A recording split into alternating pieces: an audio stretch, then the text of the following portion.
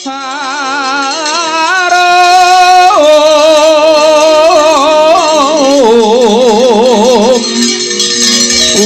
lan oyot-oyotan kahatiku sumo mangambar-ambar wara gugusing dupaku melon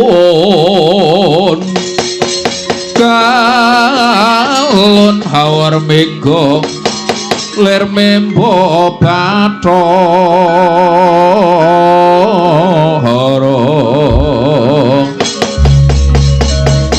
aja turu sore kaki ana dewa ngangleng jagat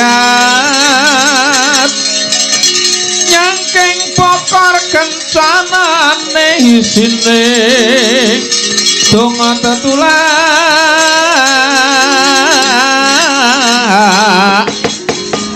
sandang kelawan pangan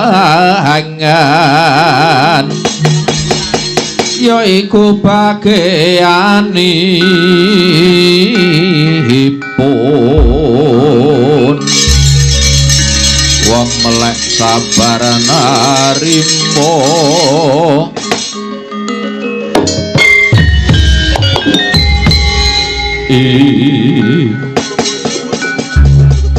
manjing sanggar pamelengan nenggih yang pramesti guru mangsah semedi hangatas marang pangwaosing Gusti murih kasembadaning sedya sine kekang kinucap nengna kawuwusa ucap natkala samono nenggih ing madyaning alun-alun repat kepanasan alindra tunggul malaya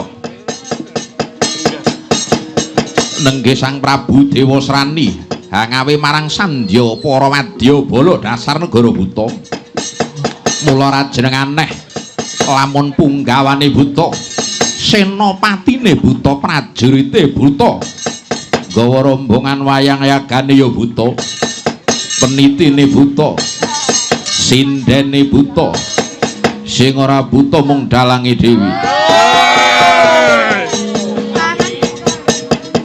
ambyuk ing madyaning repat kemanasan pindhara ping Jalanidi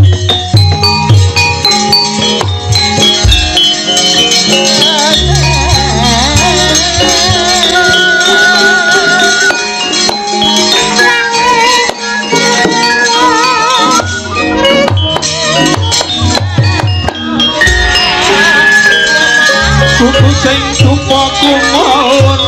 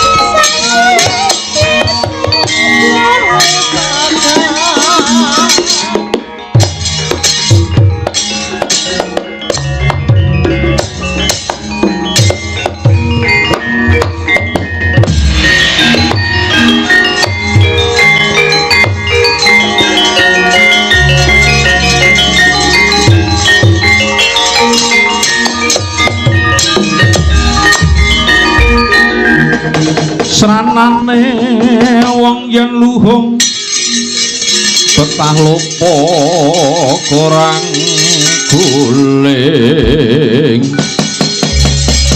helinga salajat mika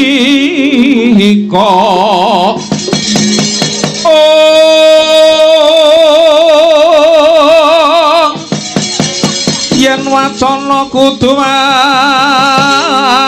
manis preseng seming sasoma samane manungsa sami